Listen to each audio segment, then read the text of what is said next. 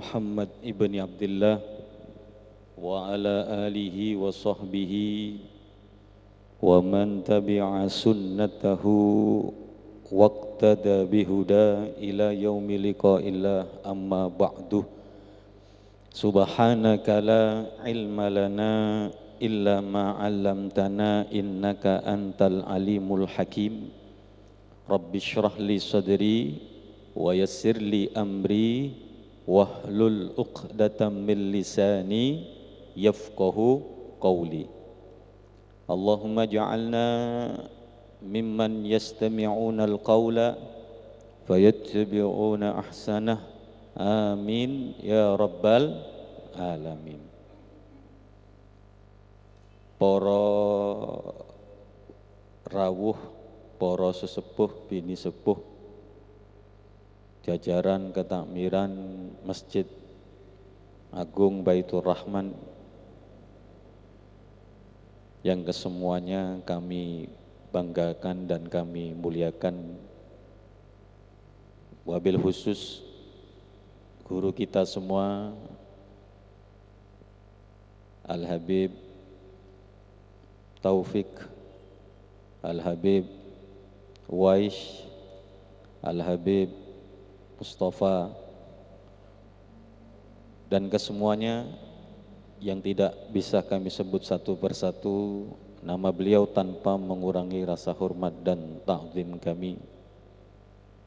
Semoga beliau-beliau senantiasa diberi kesehatan dan afiat sehingga terus bisa membawa kita menjadi orang-orang yang banyak menyebut Allah, menyebut nama Nabi Muhammad sallallahu alaihi wasallam di dalam bacaan-bacaan qasidah, di dalam bacaan lantunan solawat kepada Rasulullah sallallahu alaihi wasallam.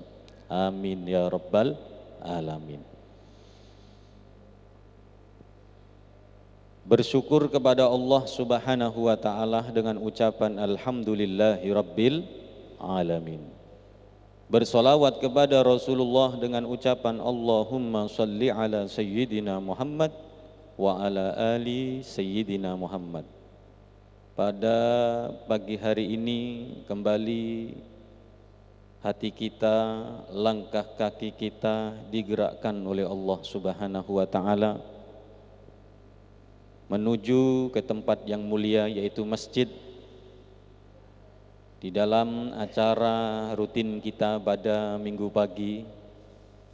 Mudah-mudahan langkah yang baik teriring niat yang baik mengantarkan kita ke tempat ini dicatat sebagai amal ibadah yang diterima oleh Allah Subhanahu wa taala. Dan insya Allah ini akan menjadi penghibur hati kita. Dan insya Allah ini adalah merupakan acara kita pada pagi hari ini adalah merupakan salah satu jembatan atau anak tangga yang akan mengantarkan kita untuk selalu dekat bersama Rasulullah, yang diharapkan nanti dengan kedekatan kita kepada Rasulullah melalui bacaan lantunan solawat, qasidah, burdah, kita dibawa menuju kepada Allah Subhanahu wa ta'ala. Karena hanya dengan kita mengenal sosok Rasulullah, menyebut nama Rasulullah, hati ini akan terobati. Nggih napa nggih? Akan terobati hadirin. Sehingga dikatakan hama qalbi indama dzukiran nabi. Hama qalbi ya qalbi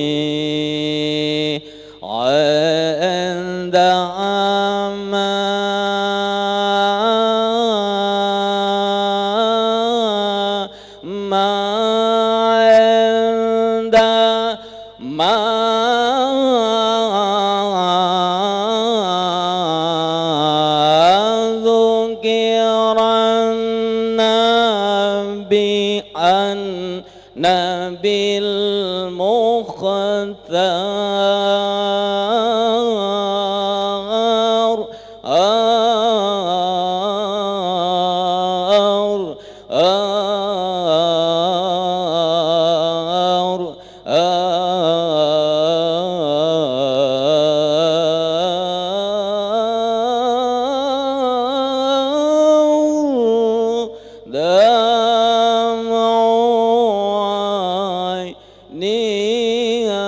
dan seterusnya.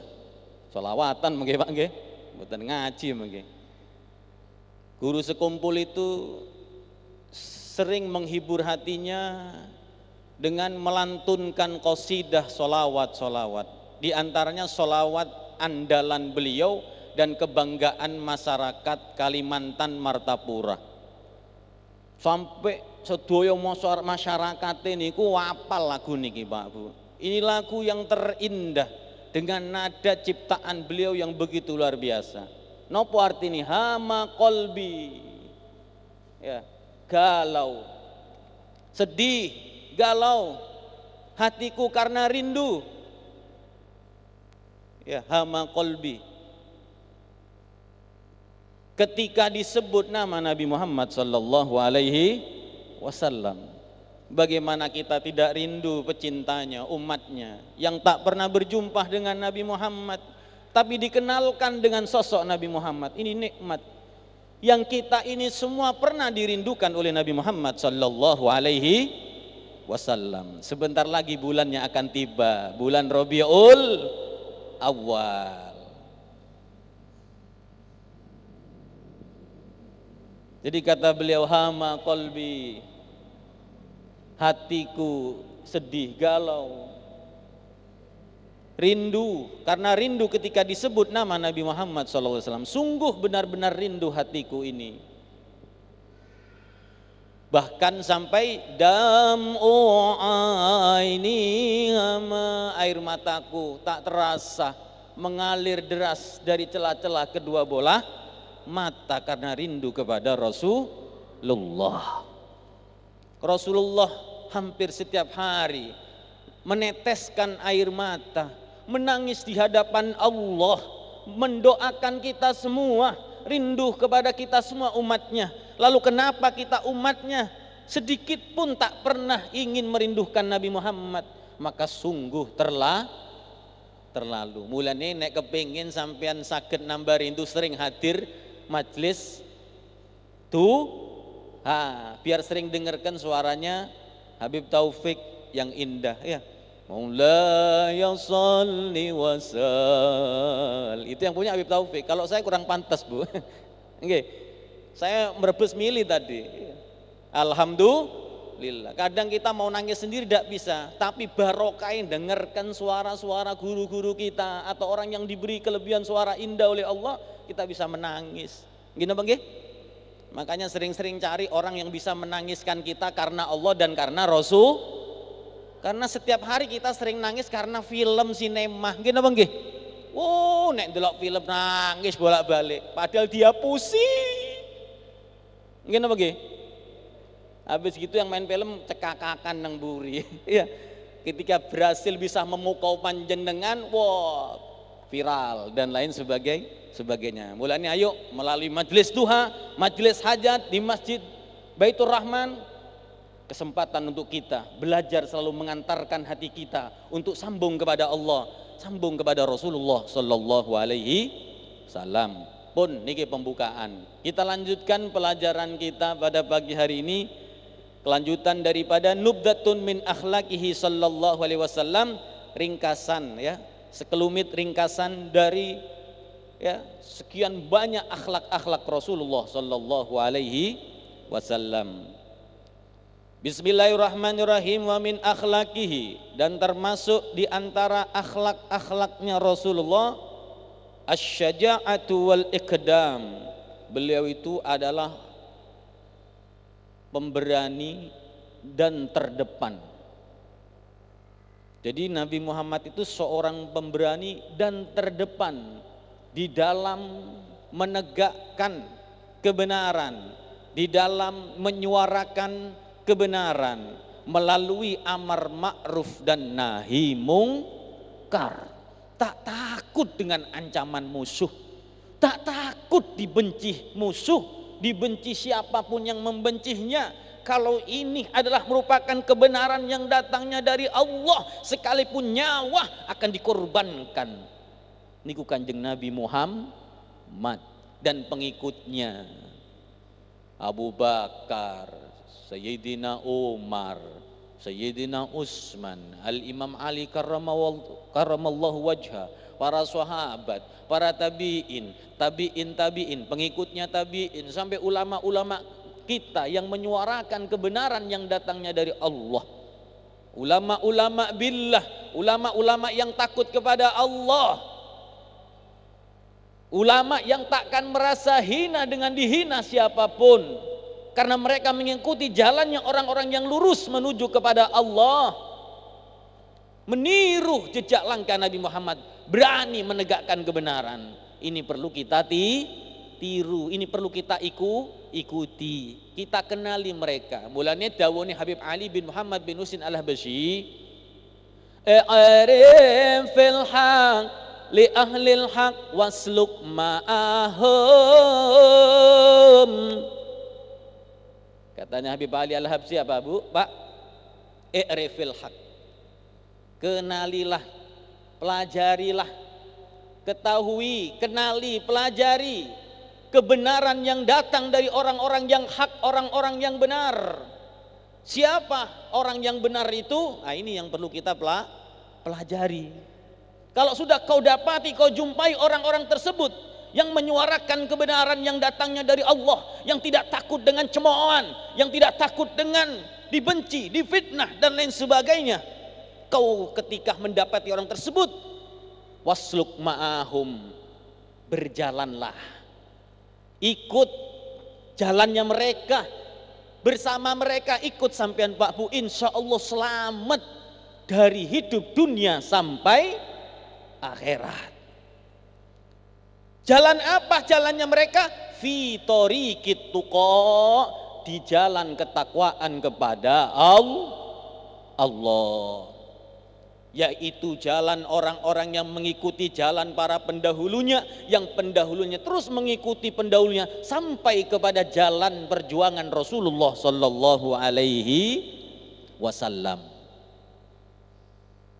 Min haitsu sara warahum, dimanapun mereka berjalan, apa yang mereka lakukan? Mereka senang ke masjid, tumut panjenengan teng masjid. Mereka lebih asik sholat berjamaah di masjid daripada sendirian, ikut pelan-pelan berjamaah. Mereka senang kumpul-kumpul dengan orang yang soleh, tumut panjenengan. Mereka tidak senang begini, tidak senang begitu, karena itu dilarang oleh Allah, menyebabkan murka Allah, menyebabkan kesengsaraan kita. Ikuti jalan mereka, tinggalkan apa yang mereka tinggalkan. Mulanya alhamdulillah kulo kalendiko sakit lungguh teng mriki, dikasih hati, diberi taufik, seneng majelis-majelis kebaikan. Ini nikmat, ini hidayah yang karcis ini mahal harganya, tak bisa dibeli dengan uang. Tiket kulo panjenengan sakit dugi teng mriki niki larang, mboten saged ditumbas kelawan yotroh. Nggih napa nggih? Tiket apapun sudah yang larang, konser-konser nopo mawon atau pertunjukan yang larang mendunia, harganya selangit, masih bisa dibeli dengan uang. Nggih napa nggih? Tapi tiket hidayah seperti pada pagi hari ini dan lain waktu, majelis-majelis yang lain kita bisa hadir, itu tidak bisa dibeli. Hanya Allah yang memilih di antara hamba-hambanya yang mau ketika ditawari petunjuk hidayah Allah subhanahu wa ta'ala. Monggo para rawuh, para hadirin, para mustami'in, para permisa di rumah yang melihat televisi Masjid Agung Baitur Rahman, ayo ikuti jalannya orang-orang soleh yang mengikuti jalannya Nabi. Asy-syaja'ah, pemberani, terdepan dalam hal kebenaran, tidak takut walaupun dijemooh. Wa kana syaja'uhu huwal ladzi yaqrabu minhu fil harbi, di antara ya sifat keberaniannya Rasulullah sallallahu alaihi wasallam, beliau adalah orang yang paling terdepan di medan tempur peperangan, persis di hadapanmu musuh. Jadi beliau tuh nggih mesti ini namine panglima itu menjadi sasaran musuh, karena kalau sudah panglimanya tewas, binasa, mati, lemahlah tentara itu. Tapi beliau tidak takut, Bu. Walaupun diserang di berbagai penjuru di peperangan, beliau terdepan menghadapi musuh. Tapi anehnya Kanjeng Nabi selama perang mboten tahu mateni orang, ndak tahu membunuh, bahkan melukai saja tidak, apalagi membunuh. Hanya terjadi satu kali, itu pun karena kalau tidak disabet pedangnya Nabi yang mati. Itu di perang nopo niku? Di perang Uhud mungkin nggih. Kalau tidak salah di perang Uhud. Oleh seseorang yang namanya Abdullah bin Mat'un. Ya, seorang sahabat ini sudah hampir membunuh Nabi, tapi akhirnya Nabi dengan cepat mengambil tombak daripada sahabat yang di dekatnya, ditangkiskan, ternyata nancep, akhirnya mati orang itu. Itu karena terpaksa. Saking Kanjeng Nabi itu ngati-ngatinya, Bu. Saking rahmatnya Kanjeng Nabi. Jangankan terhadap saudara, sesama orang-orang yang beriman, satu seperjuangan, terhadap musuh Nabi itu tidak gampang. Nabi itu mau menyakiti musuh. Makanya dalam Islam kalau sesuatu hal itu terpaksa, boleh-boleh saja dilakukan. Para bapak, para ibu yang dimuliakan Allah, paling terdekat dengan musuh itulah Rasulullah. Saking beraninya. Wassabatu 'alal mabadi wasabru 'ala adail wajib. Beliau itu orang yang tegar, Pak Bu. Orang yang kuat, orang yang kokoh, orang yang sabar ketika menghadapi ujian dan cobaan, gangguan-gangguan yang menyakiti hati, perasaan, bahkan menyakiti tubuh Rasul sallallahu alaihi wasallam. Orang yang tegar Kanjeng Nabi. Di perang Uhud, ya Allah, 70 sahabat menjadi korban perang. Bahkan Nabi berdarah-darah, Pak Bu. Nggih, giginya pecah, pipinya berdarah, dahinya lebam. Luka, banyak luka Kanjeng Nabi niku para bapak, para ibu. Hijrah ke Thaif dilempari batu. Munggo watune krekil alit-alit niki sak ngot-ngoten niki watune, Pak Bu. Untung ada Zaid bin Harisa yang ketika itu menjadi benteng bemper beliau, sehingga Zaid itu yang paling parah. Padahal ditutupi, itu pun Nabi banyak luka.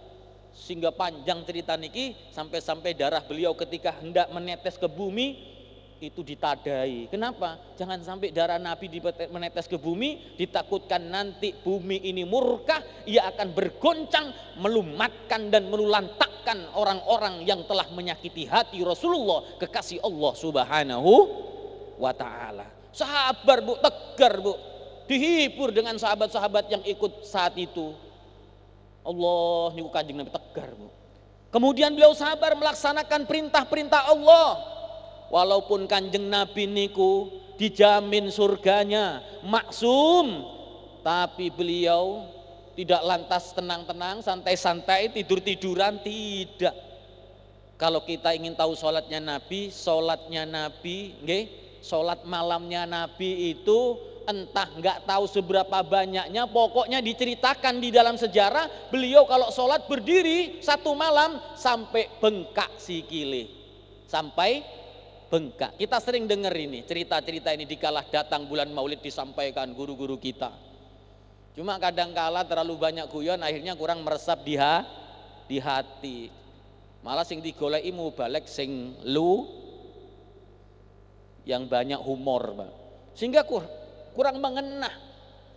Malah kadang-kala peringatan Maulid ngundang mubalek yang banyak tidak menceritakan sejarah kehidupan Nabi dan sahabat. Banyol hing mari. Mestinya ketika acara Maulid itu lebih banyak dikenalkan masyarakat muslim ini kepada sosok Nabi, perjalanan Nabi, perjuangan hidup Nabi, akhlak Nabi, jasa-jasa besar Nabi Muhammad dan para sahabat pecinta-pecinta Nabi. Tapi ya sudahlah, karena kita ini umumnya masyarakat Banyuwangi khususnya seneng ngaji yang banyak humor ya, yang penting mereka senang hadir pengajian, walaupun mungkin di antara tujuannya ingin ada pembicara yang bisa menghibur hati di kala ngaji, ya sudah nggak apa-apa, yang penting ngaji, yang penting mau ngaji. Para rawuh yang dimuliakan Allah Subhanahu wa taala, kita perlu banyak belajar tentang sejarah Nabi Muhammad.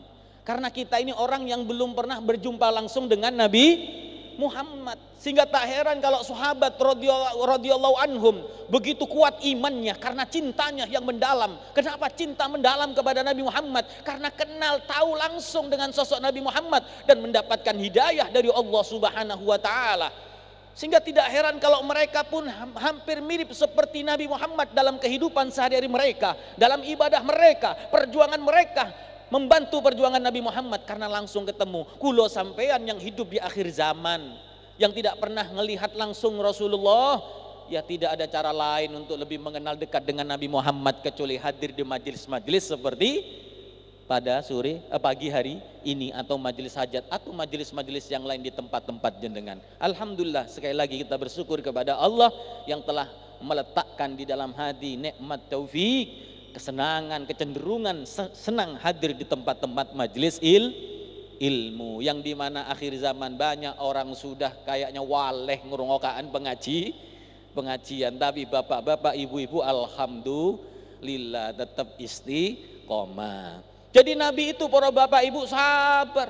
Kalau sholat sampai bengkak, tidurnya beliau tak sama seperti tidurnya kita. Kalau kita tidur tenggelam semuanya, rohani dan jasmaninya turu kabeh. Tapi kalau Kanjeng Nabi, jangan dikira beliau tidur sama dengan kita.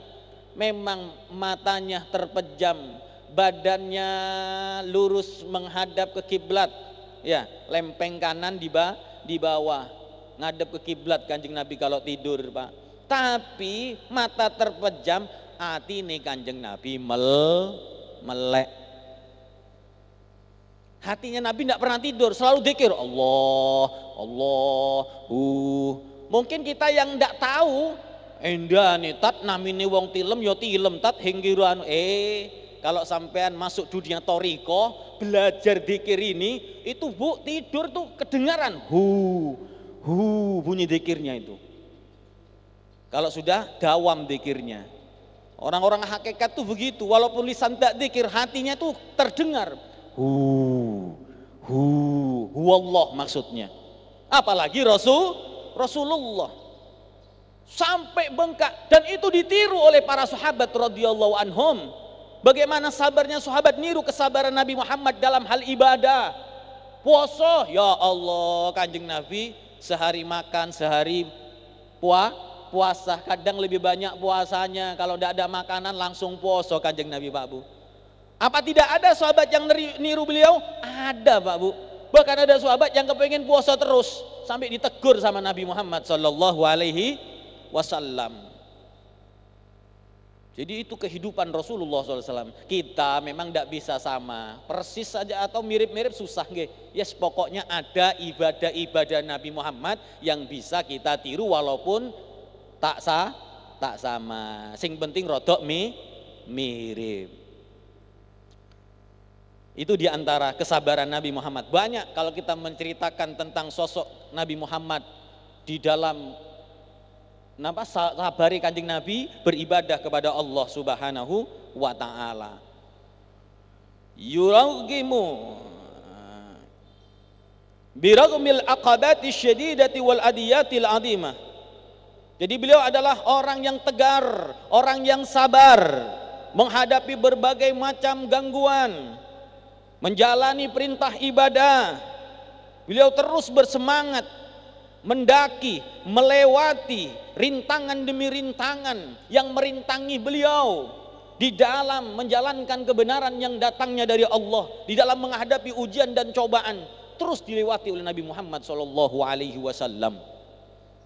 Bulan ini para bapak, para ibu, orang yang paling banyak ujiannya, orang yang paling banyak balaknya, ya, musibah-musibah yang dihadapi itu para anbiya.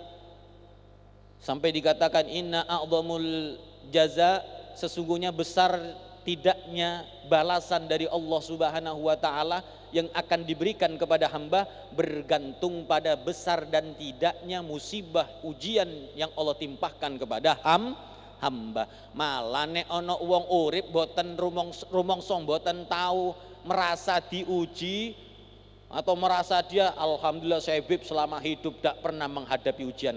Pertama ngapus, yang kedua nek merasa gak diuji atau tidak ada ujian yang menimpa, ditakutkan orang tersebut orang yang dibiarkan oleh Allah karena dilulu tidak sadar.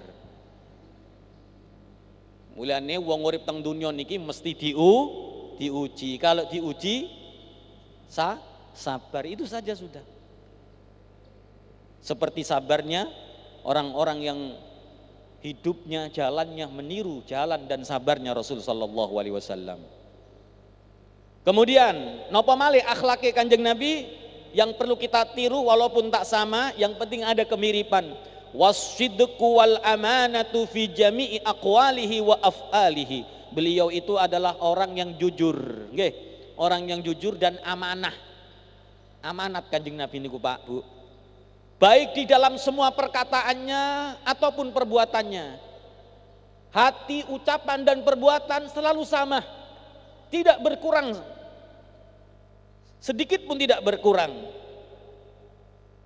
Bahkan sebelum beliau diangkat menjadi nabi dan rasul oleh Allah Subhanahu wa taala, nabi itu sudah terkenal dengan kejujuran dan amanah. Sampai-sampai dalam riwayat sejarah nabi, banyak orang-orang Quraisy, ya, orang-orang kafir Quraisy itu nitip barang kepada Nabi Muhammad sallallahu alaihi wasallam. Jadi Nabi itu tempat penitipan barang. Kenapa? Karena aman, ditinggal berbulan-bulan takkan hilang. Jujur Kanjeng Nabi Muhammad. Ini yang perlu kita pegang dalam hidup. Sesungguhnya jujur itu, katanya Rasulullah SAW, akan mengantarkan dirimu pada kebaikan. Inna sidqa yahdi ilal bir. Kejujuran akan mengantarkanmu pada kebaikan, dan kebaikan akan mengantarmu ke surganya Allah Subhanahu wa taala. Orang kalau jujur hidupnya tenang. Tapi kalau suka bohong, di samping bohong itu satu kebohongan melahirkan kebohongan yang lain, hatinya, pikirannya tidak takut-takut apa yang dia bohongkan ketahuan, akhirnya jantungan, periksa nang rumah sakit corona, mati. Iya, jadi enak jujur saja sudah. Kalau memang kita tidak punya, katakan saya tidak punya. Kamu anaknya orang kaya apa orang miskin? Anaknya orang miskin. Andai kata kita kaya, bilang saya anaknya orang miskin, yang kaya bapak saya. Yang repot kalau bohong sama calonnya. Ulah sogi anaknya bos. Padahal bosok. Nggih. Ya Allah, akhirnya bingung nanti. Ketika calon mertuanya mau mencari kebenaran, betul tak anaknya orang kaya ini. Dia berbohong demi untuk agar diterima sama calon mertuanya, ternyata kebohongannya justru membuat dirinya takut dalam kehidupannya, kalau bohongnya takut diketahui. Rasulullah orang yang jujur, orang yang amanat.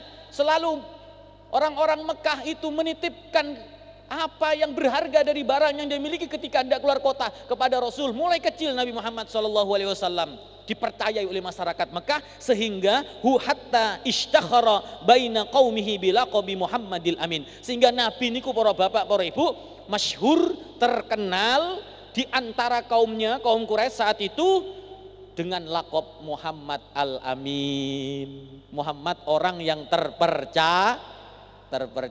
Jadi Nabi mulai hidup sampai mulai ngerti ini itu sampai wafat, tidak ada kedustaan, kebohongan pada diri Nabi. Orang yang jujur. Sehingga apa yang disampaikan Nabi Muhammad tentang berita-berita surga, neraka, kehidupan akhirat, kebaikan, kebenaran, yang hak dan yang batil, itu semua tidak dikurangi, tidak ditambah oleh Rasulullah. Apa yang datang dari Allah disampaikan, itu semua kebenaran. Bulan ini kula panjenengan boten sampai ragu-ragu. Kalaulah otak akal kita belum mampu mencerna kebenaran yang datangnya dari Allah dan Rasulnya, sesungguhnya bukan itu tidak benar, tapi sesungguhnya otak kita lah yang belum mampu mencernanya. Seperti keistimewaan Nabi Muhammad, kemuliaan Nabi Muhammad. Jangan dikira Nabi Muhammad itu kecilnya sama dengan kecilnya kita. Kalau ada orang menyerupakan kecilnya Nabi Muhammad seperti kecilnya kita, berarti pertama bodoh, yang kedua ngada-ngada, tidak mau ngaji, atau ngapus. Karena tidak ada di kitab sejarah manapun cerita tentang kejelekan Nabi Muhammad. Mulanya sahabat, tabi'in, ulama, pengarang maulid-maulid Adya Ulami yang baru, kemudian Maulid Al-Habsyi yang kita baca, yang sudah mendunia, Maulid Ad-Dibai, Al-Barzanji, Maulid Al-Azab, itu semua dikarang, ditulis oleh ulama. Isinya semua pujian Nabi Muhammad kepada Nabi Muhammad, mulai dari lahir sampai wafatnya. Tidak ada cerita tentang mungkin menggambarkan, mengibaratkan Nabi ku podo kaya awak dhewe sing ngomong bodoh, ora tau ngaji. Makanya hati-hati, orang ini berbuat jahat, berbuat jelek, berbuat maksiat, penyebab pertamanya karena bodoh. Makanya kita punya anak jangan sampai bodoh. Kadang orang tidak nerima dibilang bodoh. Ya, sebetulnya itu peringatan. Bagaimana supaya tidak bodoh? Ngaji. Alhamdulillah kita mau ngaji ini berarti kita ingin keluar dari kebodohan. Karena paling jeleknya manusia, penyebab kehancuran, kerusakan karena bodoh. Bodoh tentang keimanan, bodoh tentang akidah, bodoh tentang Islam, bodoh tentang ilmu, bodoh tentang kebenaran, sehingga nafsu yang terus diikuti. Kalau sudah nafsu diikuti, dia melakukan sesuatu karena mengikuti hawa nafsunya, hengono bedone ambe binatang. Makanya syariat Islam datang di bawah Nabi Muhammad untuk berusaha menjadikan manusia berubah agar tidak sama dengan binatang, karena manusia makhluk yang paling mulia, diberi akal, diberi otak, diberi hati, diberi ilmu, didatangkan Nabi, disampaikan wahyu Allah supaya manusia berbeda dengan makhluk Allah yang lainnya, karena memang laqad khalaqnal insana fi ahsani takwim. لقد خلقنا الإنسان في أحسن تقويم ثم رددناه أسفل سافلين.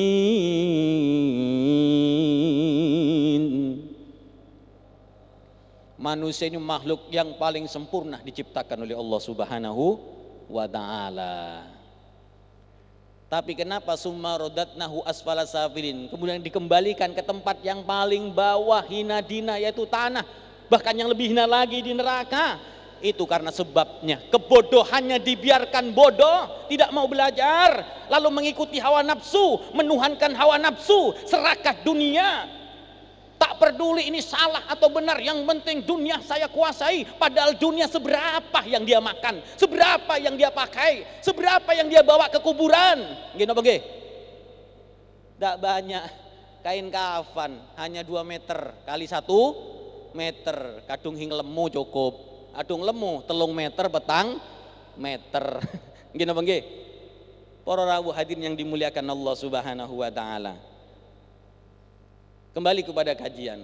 Ayo kembali mengikuti jalan akhlaknya Rasulullah SAW. Jam berapa ini? Cukup? 5 menit lagi ya.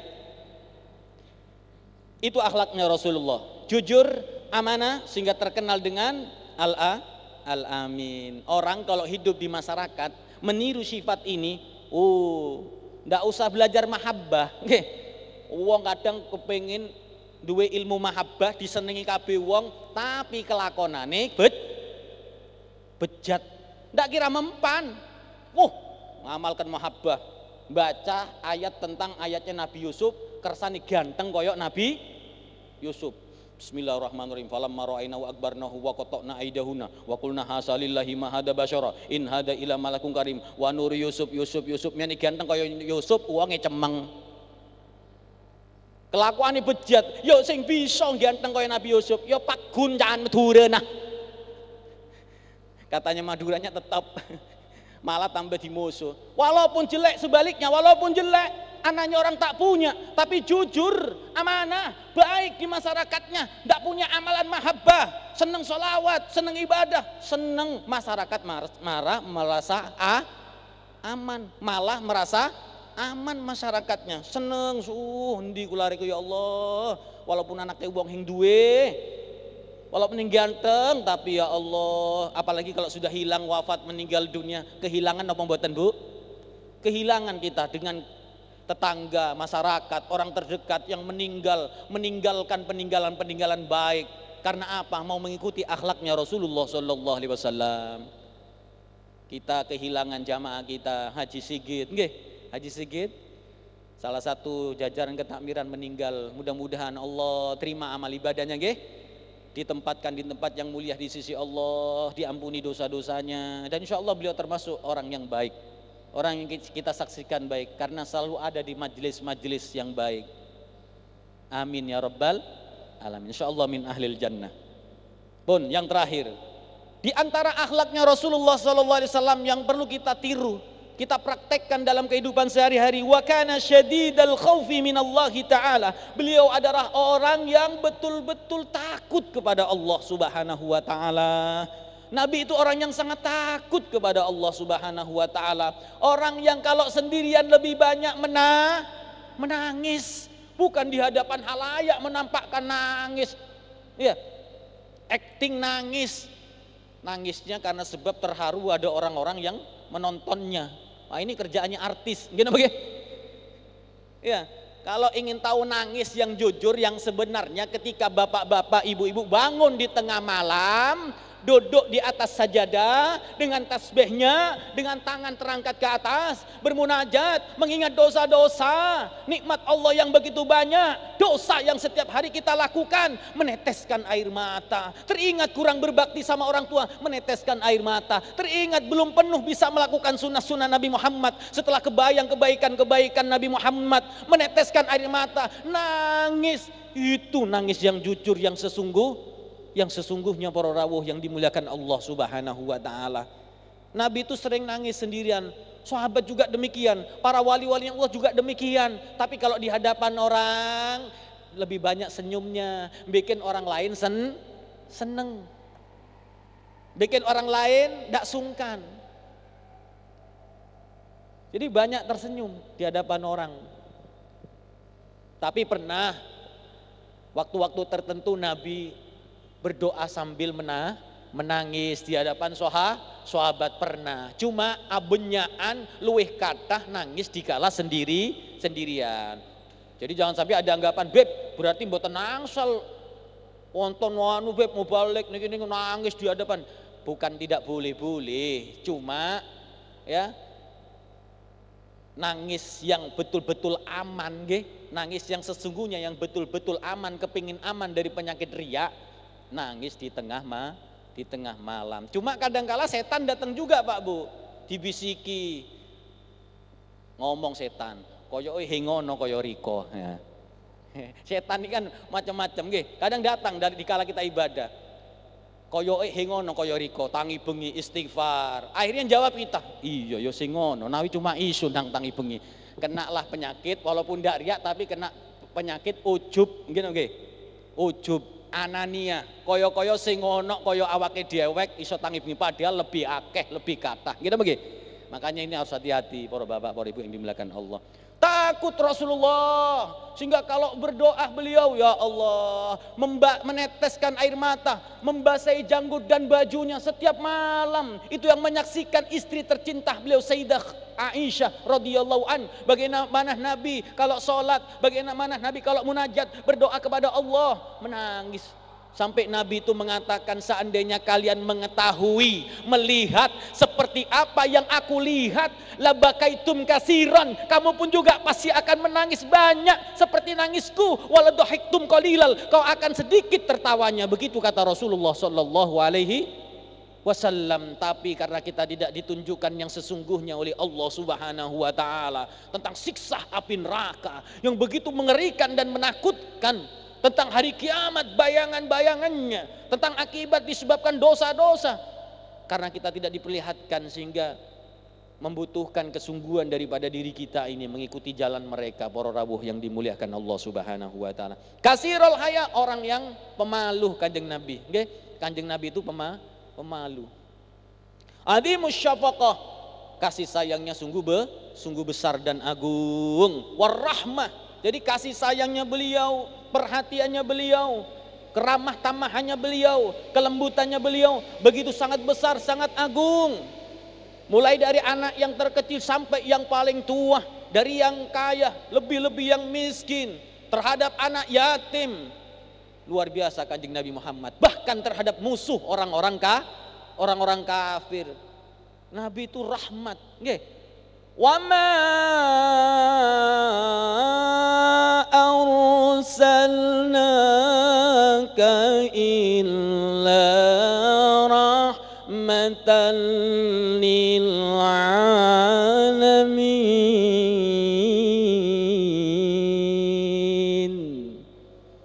Nabi itu rahmat, Bu. Tidaklah kami mengutus Muhammad Muhammad kecuali sebagai rahmat bagi semesta alam, dan beliau adalah merupakan hadiah yang dihadiahkan oleh Allah untuk semesta alam. Sehingga Nabi mengatakan dalam sabdanya, wa innama ana rahmatul muhda, aku ini adalah rahmat yang terbesar, yang teragung dari semua rahmat yang Allah berikan kepada makhluk di jagat raya. Beliau hadiah untuk kita.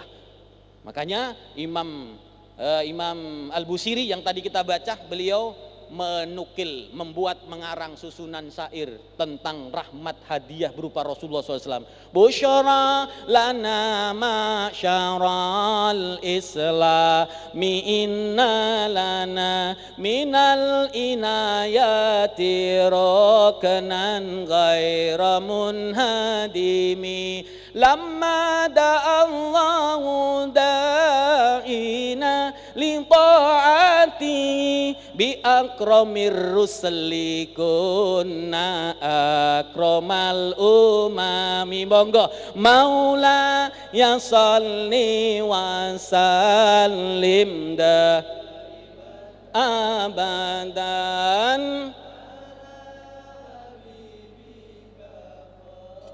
ril khalqi kulli min. Allahumma sholli ala Muhammad.